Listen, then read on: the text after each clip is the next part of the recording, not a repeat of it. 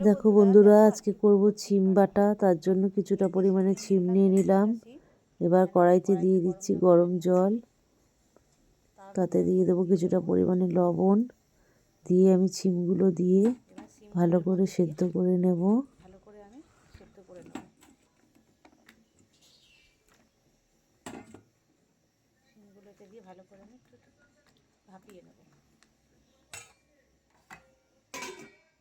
সেদ্ধ করা হয়ে গেছে। এবার আমি একটা পেস্ট বানিয়ে নেব। তার জন্য দিলাম চিনি কটা, তার মধ্যে কাঁচা লঙ্কা দিয়েছি 3টে, আর দিয়েছি কিছুটা রসুন কুচি, দিয়ে আমি একটা পেস্ট বানিয়ে নেব।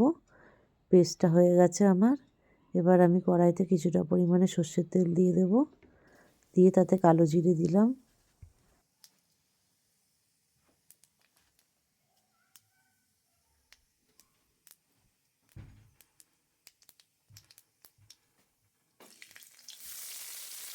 দিয়ে কিছুটা পরিমাণে পেঁয়াজ কুচি দিয়ে ভালো করে ভাজা ভাজা করে নেব।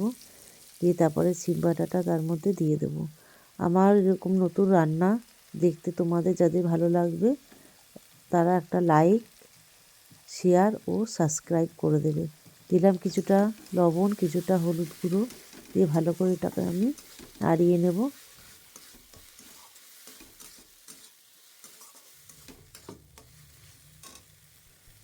দেখো চিম বাটাটা আমার হয়ে গেছে।